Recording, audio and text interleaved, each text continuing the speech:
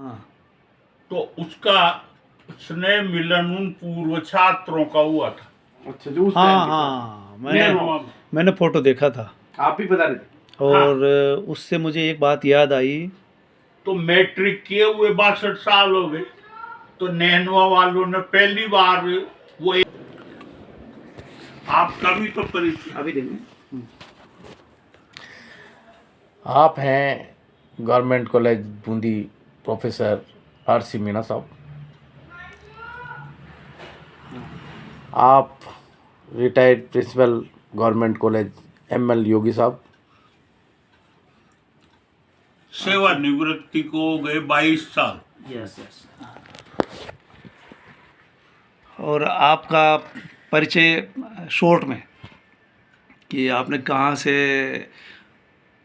पहला ज्वाइनिंग कहाँ से हुआ था? वो ऊपर की वो किताब ले लो, उससे कर लो आप। ना आप ये जनरल लास्ट पेज। नहीं मैं 1965 में महाराजा कॉलेज जयपुर में अंग्रेजी का व्याख्याता हुआ, टेम्परेरी।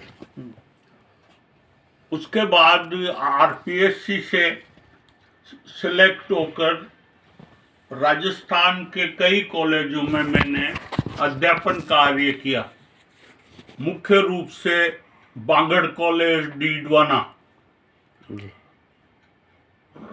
राजकीय महाविद्यालय चूरू, राजकीय महाविद्यालय बूंदी, कन्या महाविद्यालय बूंदी, राजकीय महाविद्यालय देवली। उसके बाद जब पदोन्नति हुई तो उपाचार्य के रूप में सवाई माधोपुर और फिर प्राचार्य के रूप में खेतड़ी, बारां, इन जगहों पर मैं रहा और अंत में बूंदी से ही मैं 22 साल पहले कॉलेज का प्राचार्य रिटायर हुआ, सन 2000 में। तो सबसे लंबा पीरियड आपका कहाँ रहा? सबसे ज़्यादा कार्यकाल कहाँ का रहा आपका? सबसे ज्यादा कार्यकाल लगभग 15 वर्ष का बूंदी महाविद्यालय में रहा और इसी में 2 पदोन्नतियां भी मिली और निर्बाध रूप से लेखन कार्य भी चलता रहा, जो अभी भी चल रहा है। जी। मेरे 2 कविता संग्रह तो प्रकाशित हो गए, तीसरा प्रकाशित होने की स्थिति में है। जी। मैंने हाड़ौती बोली से मानक हिंदी खड़ी बोली में डिक्शनरी तैयार की है, जो अब तक किसी ने नहीं की।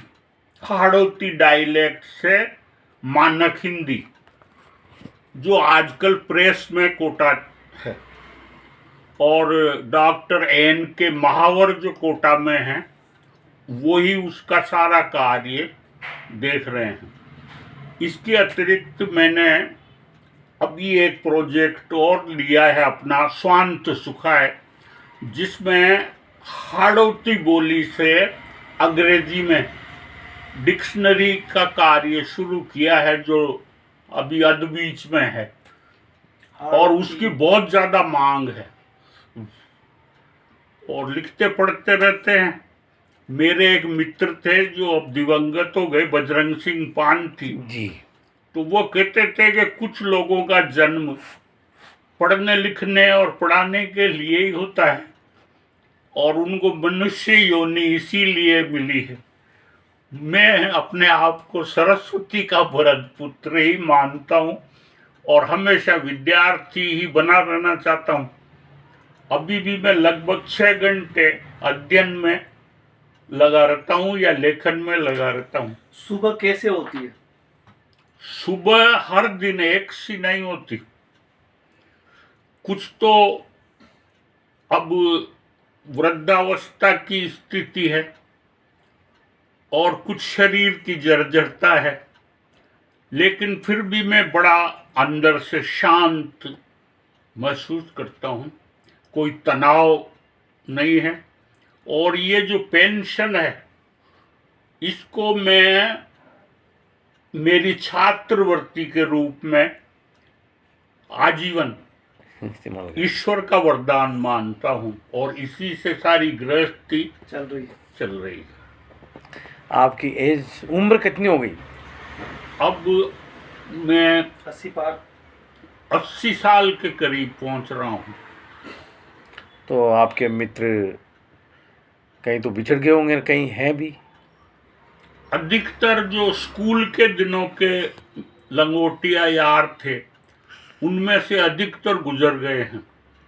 जो हैं वो बड़े लब्ध प्रतिष्ठित व्यक्ति हैं। अभी कुछ दिनों पहले नैनवा में सन 1960 से 65 के बीच में जो मैट्रिक किए थे उनका पूर्व छात्रों का सम्मेलन हुआ था। तो हम सब लोग 75 से 80 के ग्रुप में थे। हमने अपने अनुभव साझा किए। उनमें से कुछ तो आईएएस हो गए थे, कुछ फौज में ब्रिगेडियर्स तक चले गए थे।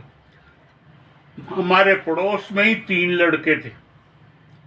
मेरे साथ का एक अर्जुन गंग लड़का था जो एयरलाइंस का मैनेजर हुआ और उसके पिताजी की दुकान पर वो रकाबियां ही मांजता था, चाय की दुकान पर बचपन में। एक स्वर्णकार परिवार से था जो अभी जयपुर में स्टेटसन यूनिवर्सिटी के रजिस्ट्रार के पद से रिटायर हुए हैं। एक डॉक्टर जाहिद हुसैन थे जो पशु चिकित्सकों में बड़े प्रसिद्ध रहे, जो भीलवाड़ा में रहते हैं। और एक लड़का डॉक्टर हो गया आलोक सोनी जो अंबाला में सेटल्ड है। और ऐसा लगता है कि जो आज का बेस्ट है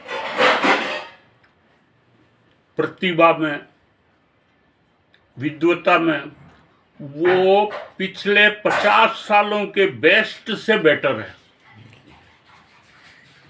अब वो उसकी प्रज्ञा ज्यादा प्रभावी, अनुभव ज्यादा। प्रभावशाली है। उस समय साधन भी नहीं थे। सबके जैसा- कम से कम संसाधनों में आपने अभी संसाधन ज़्यादा हो गए।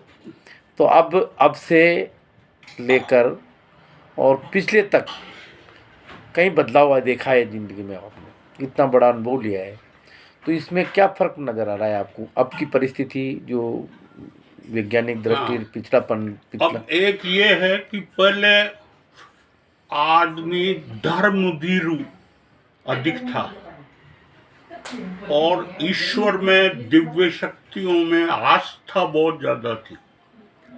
अब जो नई पीढ़ी है वो अपने आप को कहती है कि हमारा वैज्ञानिक दृष्टिकोण है, हमारे अंदर कोई अंधविश्वास नहीं है।